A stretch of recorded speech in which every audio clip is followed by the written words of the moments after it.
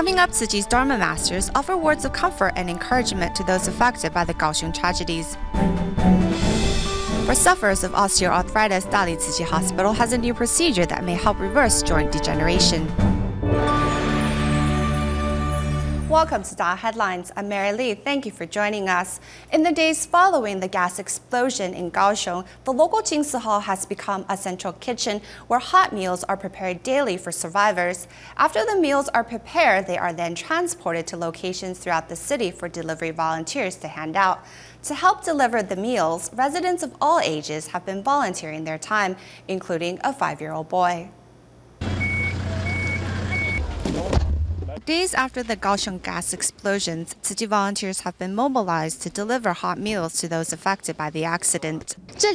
We're here at one of the Tzu Chi service stations, Sanxing High School. Every day, Tzu Chi volunteers would gather here to help deliver over 2,000 meals.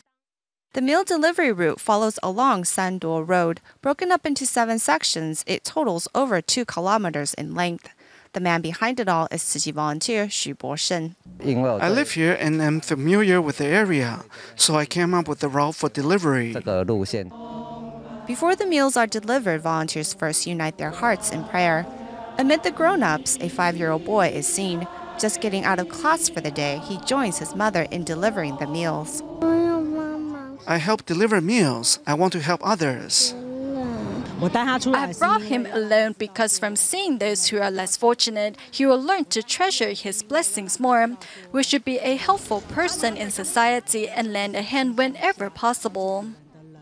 The sudden downpour does little to douse the fire in the hearts of the volunteers as they work to ensure everyone has plenty to eat. Meanwhile, earlier in the day at the Kaohsiung Jinsu Hall kitchen, volunteers were busy making sure meals will be steaming hot for disaster survivors.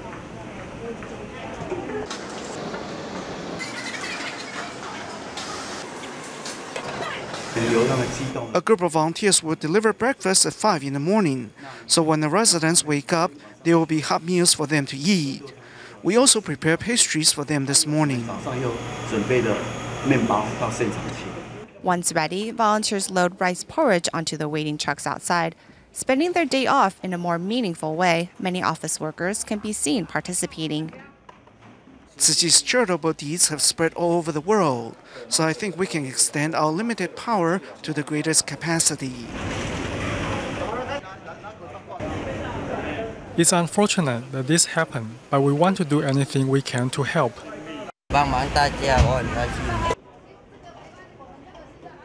When the breakfast is complete, volunteers start preparing lunch. Over the past few days, Tzu Chi volunteers have been providing 3 square meals a day for disaster survivors.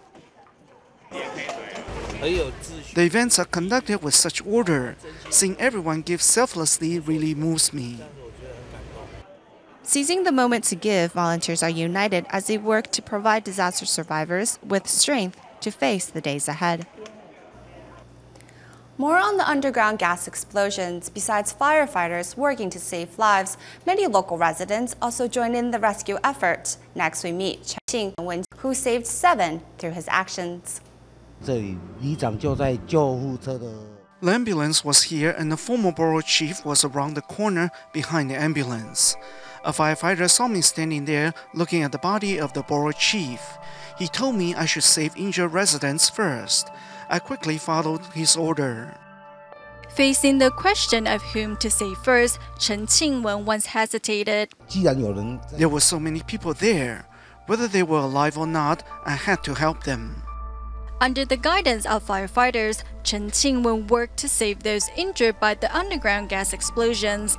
5 injured firefighters were brought to the front of Chen's house for treatment. I saved and helped about 5 people outside of my house. When I saw the firefighters had burn injuries, I quickly connected a garden hose so they could tend to their burn injuries. Knowing that there were many people needing help at the disaster site, although Chen could have left for safety, he decided to stay behind to contribute his strength. I didn't think much. All I thought was that there must be more than 5 people injured by the explosions. After sending burn patients to hospitals, I quickly returned to the disaster site to help. In the aftermath of the tragedy, Chen has realized the importance of cherishing the moments in his life with his loved ones. Hualien's Jingsebo Dharma masters recently visited survivors of the Kaohsiung gas blast currently recuperating in hospitals around the city.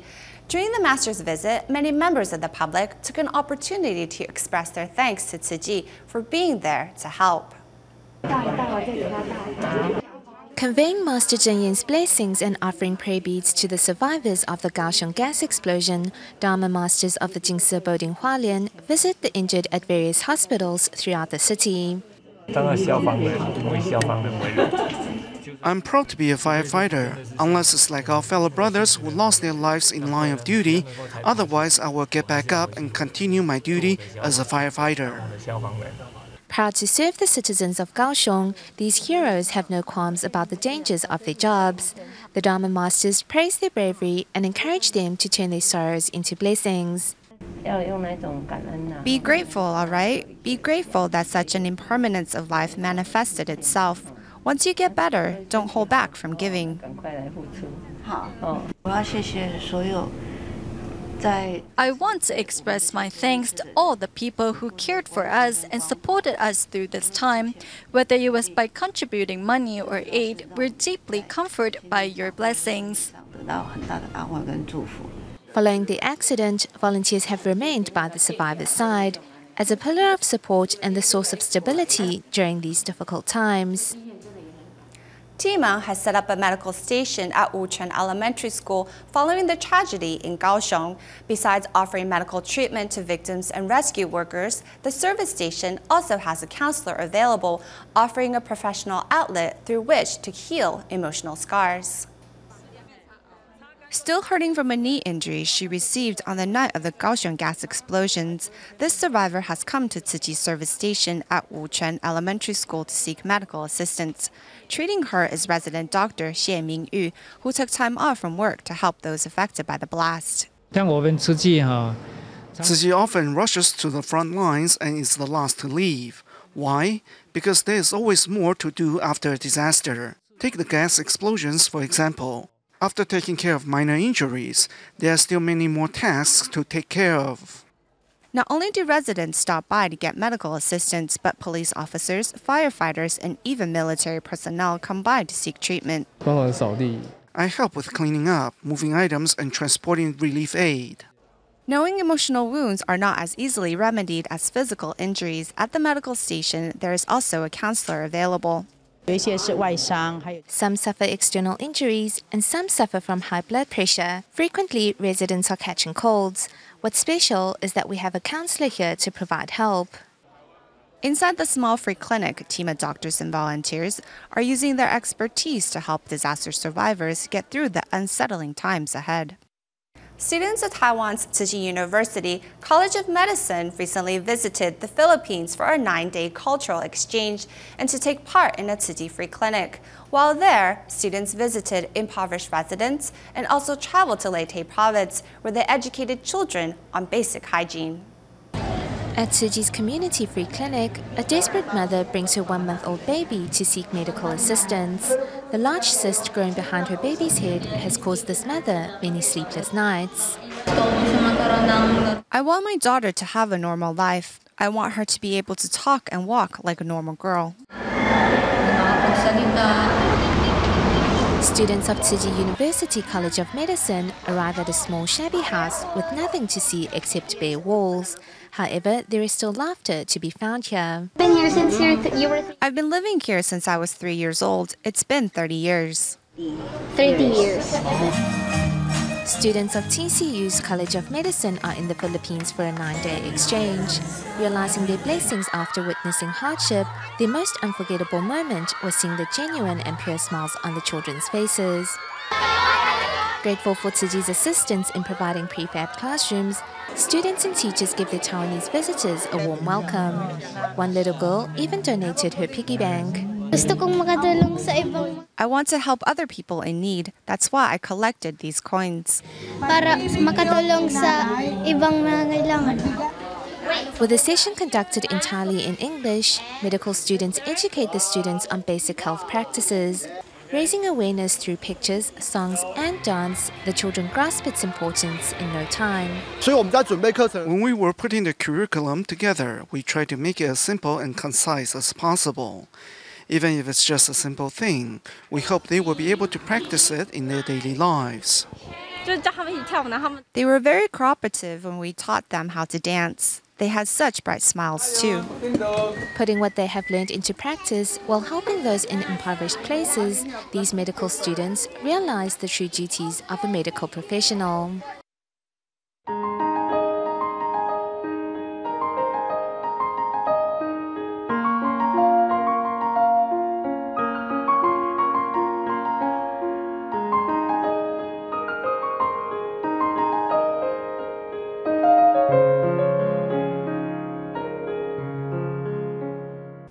Traditionally, the Chinese believe the 7th lunar month is Ghost Month, where ghosts are released from hell to freely roam through the land of living.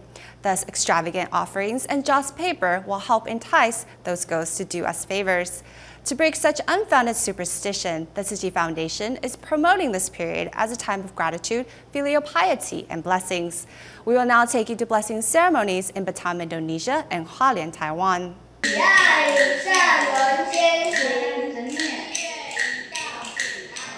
At a blessing ceremony at the Hualien Jingsi Hall, Chen Jinghe and Chen Mingshao of Hualien Tzu Chi Elementary School recite a doggerel to encourage participants to do more good deeds, as the 7th lunar month is a time of gratitude, filial piety, and blessings. If we have taken the Buddha into our heart, then we must repent. If we have absorbed the Dharma, then we must not eat meat. I hope when you go home, you will empower more people to follow suit. Formerly a victim of domestic violence, Huang Lizhu learned to let go of her resentment after becoming a Buddhist and changed her husband with her devotion. Before he was about to pass on, he told me that when his time comes, don't burn any joss paper, but to offer his body to the sea to repent for his sins.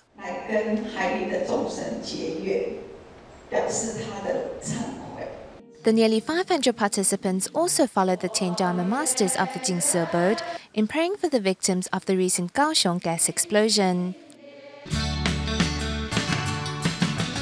Over on the bustling island of Batam, Indonesia, many ethnic Chinese still practice the traditional rituals of Lunar July.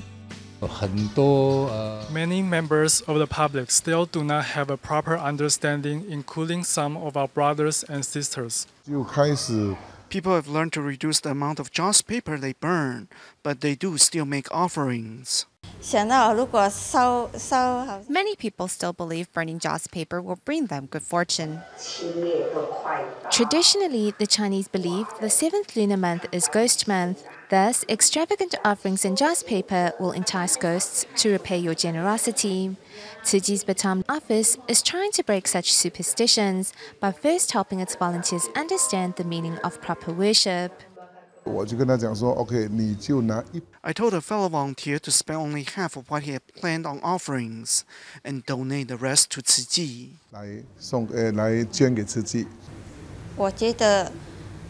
Even though I don't burn joss paper now, my children are still healthy. My family is doing fine, and so is my husband's business.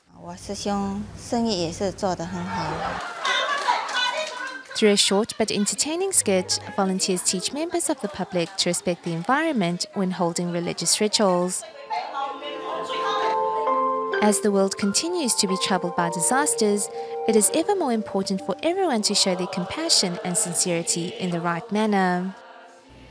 More on the 7th lunar month blessing ceremony. In Taiwan's Taipei City, Tzu Chi volunteers organized events in 4 different districts. Besides passing on the true meaning of the month, volunteers also encouraged everyone to go meatless. At the Shuiyuan Market Community Center, Taipei Tzu Chi volunteers held a blessing ceremony to educate the public on the right way to mark the 7th lunar month. During the event, the local borough chief steps up to encourage participants to stop burning joss paper. Before, we used to hold extravagant banquets during the 7th lunar month at our community to honor the deceased. Everyone would gather together and burn a lot of joss paper. Later, my family decided not to burn joss money, and people around us quickly followed suit. Having a good business is not something you can achieve by burning joss paper or praying. You need to work hard for it. After joining Tzu Chi, I stopped burning joss money, a step that didn't affect my business at all. Meanwhile, at the Tzu Chi Taipei Eastern District Liaison Office, besides putting on a skit to pass on the correct way to observe the 7th lunar month, volunteers also prepare a boat of lucky noodles for participants. Master Zheng Yan told us not to burn joss money, so I'll just light an incense stick and prepare vegetarian food. I think it is a good way to honor all deities and my ancestors. I think we should donate the money for purchasing joss paper to help those in greater need.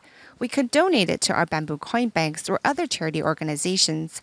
I think that will be much more meaningful.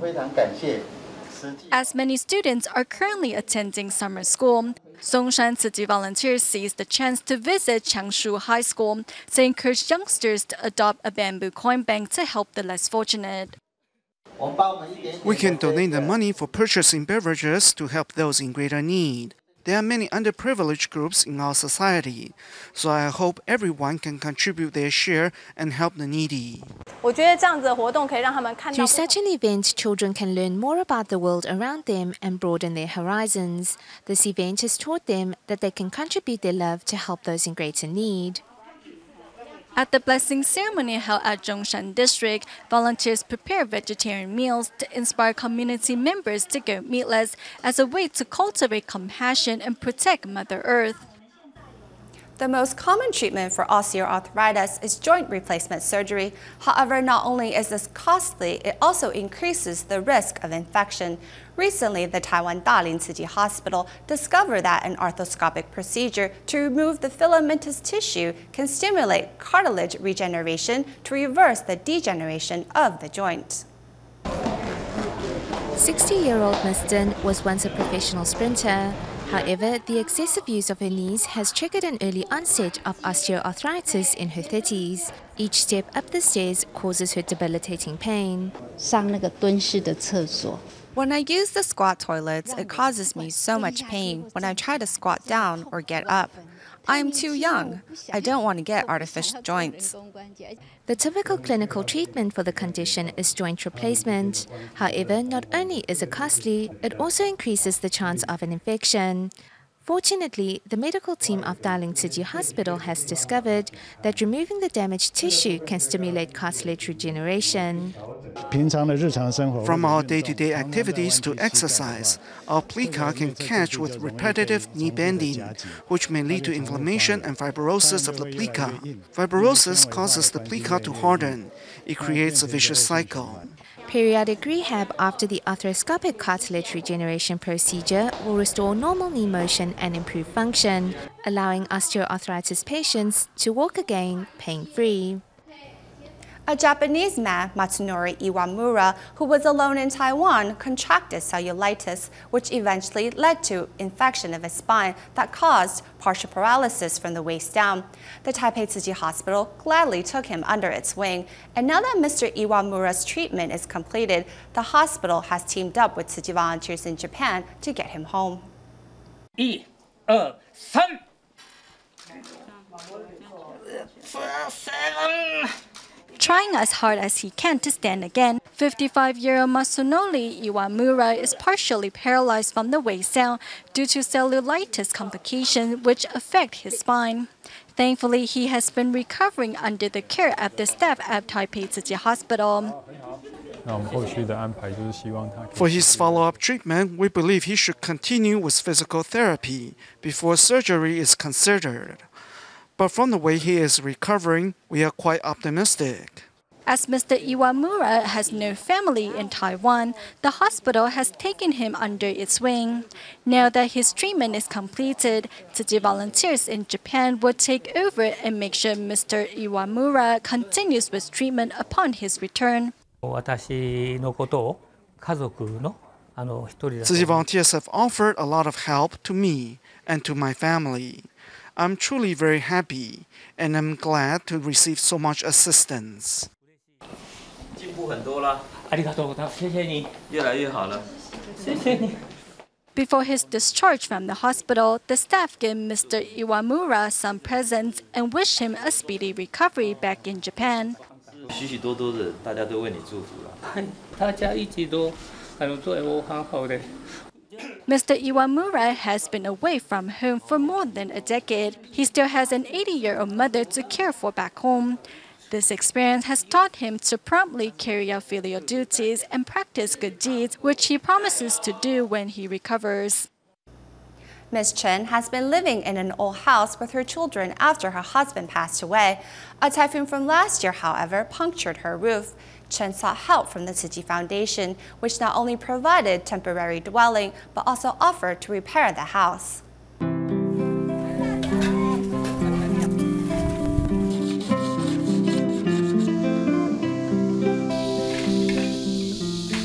This dilapidated house in Guanyin, Taoyuan is where Miss Chen calls home. Over the past year, she has been living with a Tzu Chi volunteer. Moved by the experience, Miss Chen finally agreed to let volunteers repair her home against her daughter's wishes. Once the repair is underway, Chen Yaoshuang, an aluminum frame contractor, brought 2 employees to help install a new roof for Miss Chen.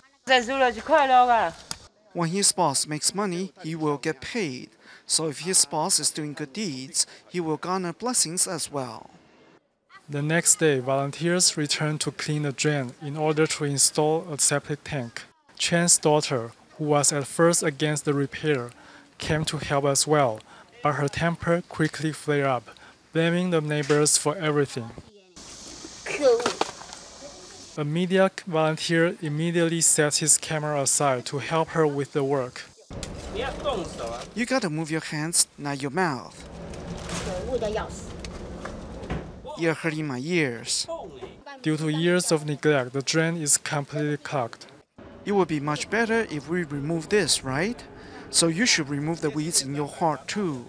Inside, other volunteers are also busy at work.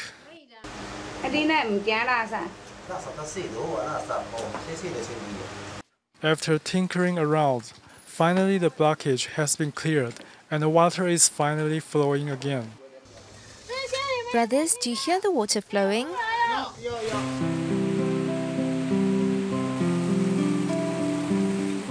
Tzu Chi volunteers have already taken care of everything. Brick by brick, this home rebuilt with love shall safely shelter this family. This July 26th marked the 22nd year that Tzu Chi Brazil Liaison Office has been established. During this period, Tzu Chi volunteers have conducted countless free clinics for the impoverished. At the end of this show, we will leave you images of a recent free clinic to celebrate the occasion. Thank you for watching DaAi Headlines. Goodbye.